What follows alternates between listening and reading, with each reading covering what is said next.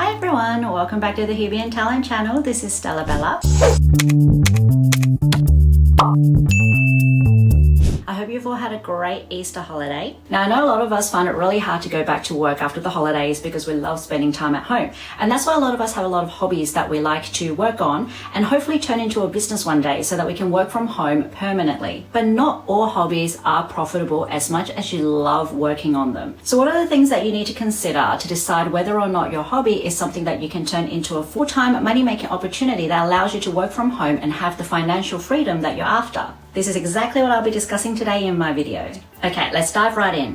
The number one thing that you should be considering is whether or not there's even a market for your hobby. It's one thing to have your family and friends give you a little bit of money for, say, the tea cozies that you're making. But it's quite another to have a complete stranger wanting to fork out that money on a product they know nothing about from a business that they're not familiar with. So first of all, you'll need to conduct some market research. Firstly, to see if there's even a market for it, who your target audience actually is, who your competitors are, if there's any sort of demand for it. And even if there is a demand, how are your competitors tracking? Is what you're creating a trend that is reliant on technology that's slowly fading out? Are your competitors already a million miles ahead of you and have technology that makes the process of what you're doing so much easier, so much quicker, and so much more cost effective? That's not to say you can't still start your business, even if there are competitors out there, but there are just a few more things that you need to consider to differentiate yourself from your competitors and also make your hobby profitable in the long run if you're going to be competing against some of the bigger players out there. Second thing you need to do is a cost analysis. So for example, if you're creating a product, what is the cost of production? What is the cost of the materials that you need? What are some of the expenses that you'll be faced with? And what sort of revenue are you looking to generate? What is your actual profit and loss? When we have a hobby, we tend to be willing to spend all of our time and effort and money into that hobby, and we don't actually notice how much it costs. We're just completely passionate about it and we pour our hearts and souls into it, and if someone is willing to pay for it, we're over the moon, even if the amount that they're paying doesn't even come close to the cost of you producing it. However, if you are planning on turning your passion into a business, this is something very, very important to consider. Whether or not your passion actually makes money, how much time and materials and effort goes into you creating that product, or even if it's a service, what sort of costs are you looking at to provide that service? Here is where we need to make sure we cover all bases. We can't leave any costs out. So you're not only looking at the things that you're physically paying money for, but you also need to consider things like your time, your opportunity cost. So opportunity cost means the things that you're giving up, or the time, possible money, income that you're giving up in order to pursue this other thing. That's your opportunity cost in you turning your passion into a business. It may be that when it starts to get serious, you need to take some time off work, or you need to cut back on your normal day job, or maybe even quit altogether to make this happen.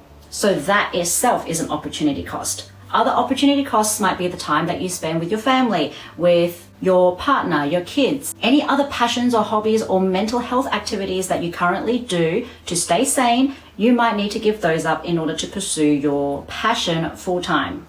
These are all things that you need to consider in your analysis to see if it's actually worth your while to turn something that you love as a hobby into something that makes you money full time. Another thing that you need to consider in your cost analysis is whether or not the profit that you do make, if any, is enough for you to survive on. And if not, how long will you need to be doing this for before you can actually make a profit to survive?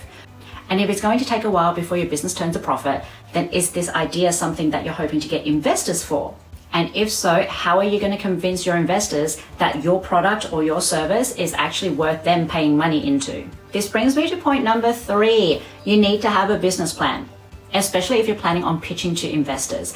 A business plan is basically a report or a document that outlines your goals and visions for your business, your past profits and losses, if there are any, and your projected future loss and profits, as well as outlining the things that you have planned in order to manage any risks, any competitors, or any of your company's strengths and weaknesses. Investors will want to see that you have a plan in place for any sort of risk that might come your way, so that they know that if they invest into your business, it's going to be safe, their investment is protected, and that they're likely to get their investment back, as well as generate generate some profits for themselves. In my opinion, not all businesses require a solid business plan, because I feel that sometimes business plans can be a little bit rigid, and those who follow it to a T can make their business quite inflexible. Especially with how volatile the economy is right now, I feel that it's really important to have a lot of flexibility in your business so that whatever gets thrown your way, you can easily sort of bend and fold in order to succeed and survive. But it is important to at least have an outline of a business plan, some sort of framework in place to guide your business so that you know where you're sort of tracking, say in 3 years time, 5 years time, 10 years time, whether or not you're actually on your way to your goal or whether you need to sort of tweak your operations a little bit.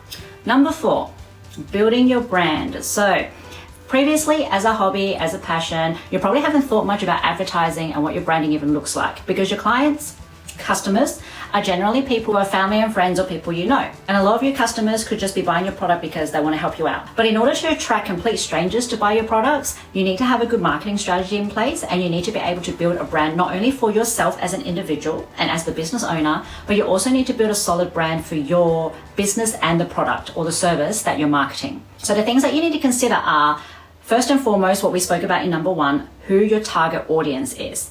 And the biggest mistake a lot of new business owners make is that they try to target everyone. When you try to target everybody, you end up hitting nobody, because nobody actually feels connected to your product strong enough to spend money on it. There are a lot more other products out there or services out there that are giving them the sense of connection that yours might be lacking if you try to just throw a net out there and try to catch everyone. What you want to do is actually tailor your brand or your product or your service to a very niche, small market of people. And those people are actually going to be your first core customers that will help you spread the word on your product and actually help you with promotion. I found that word of mouth is actually the strongest promotion that I have for my own business. Yes, things like Google and having a web presence and all of that helps, but nothing compares to having that good review from someone who's tried your products and them telling their friends or telling people that trust their opinions. And make sure as a business owner that you carry yourself with integrity and intelligence. At the end of the day, when someone wants to buy something from a company, they'll always want to know who's behind it. And a lot of people only want to work with or buy from companies that they trust or share the same values.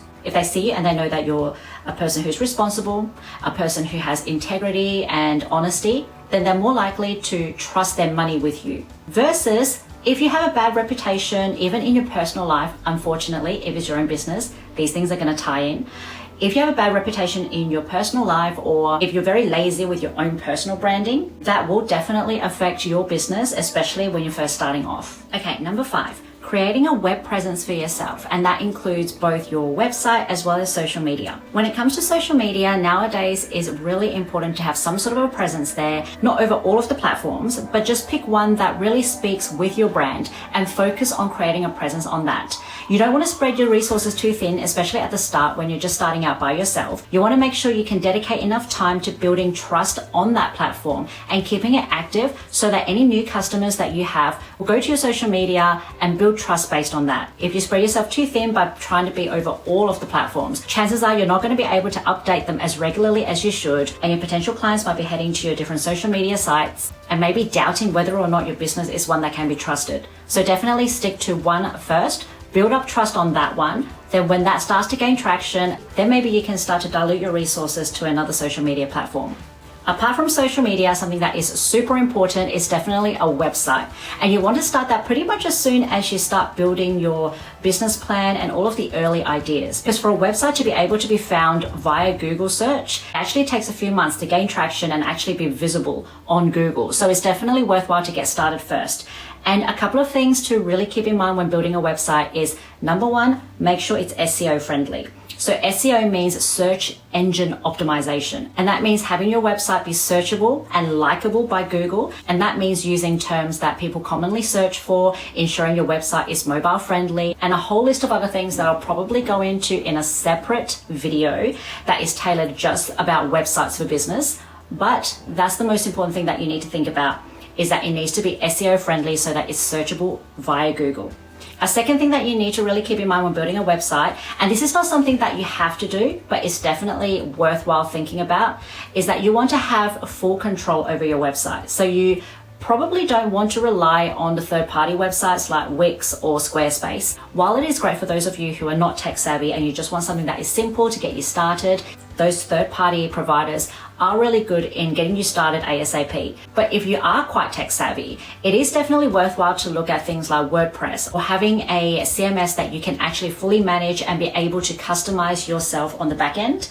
That way you actually have full control over your website. You don't have to rely on a third party, because if that third party goes under, there goes your entire website. And your website is basically the real estate for your online presence, which, as we all know nowadays, is very important. Whenever we want to search for a service or a product, the first thing we always do is do a Google search. And when a business has a website, it just feels that much more legitimate. So you want to make sure that website has zero downtime. It's something that you have full control over, and it's not going to just disappear on you just because somebody else made a mistake that had absolutely nothing to do with you. Last but not least, number 6. This is probably the most important thing you need to consider going into a business, whether or not it's a passion-based business or not, is whether or not your mental and physical health can withstand the stresses and the pressure that comes with running your own business.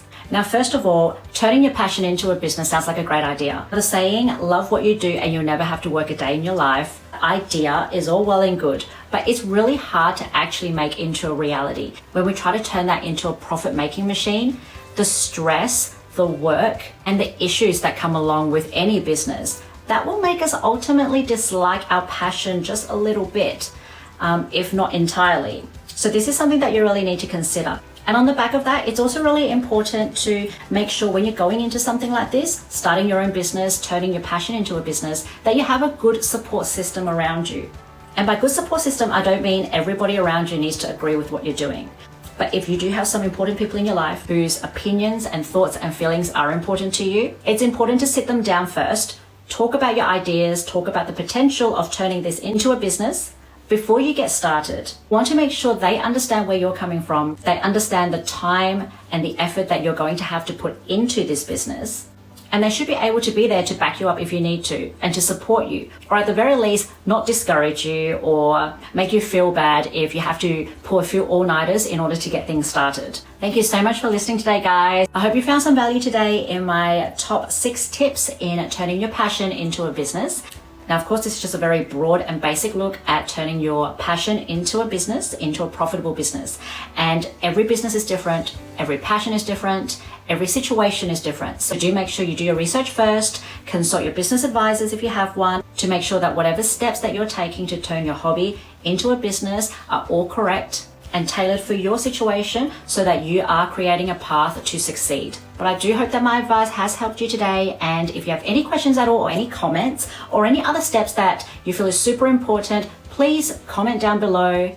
If you've successfully turned your hobby into a profitable business, please let us know down below. Let us know how you went about it, and what sort of obstacles that you had to face as well. Be sure to click like, subscribe, and follow on our channel, HUBient Talent, HUBient Agency. We have a lot of amazing content coming up for you. And please make sure to follow my social media as well. I am on Instagram, Facebook, and TikTok, and my handle is stellabella.au. I'd love to hear from you there, especially if you've got any comments or suggestions or future questions that you would like me to answer. But that is me wrapped up for this week. As per usual, I thank you all so much for listening, and have a wonderful week until I see you again. And good luck for those of you who are on your journey to turning your hobbies into a profitable business. I'll catch you next time. Bye.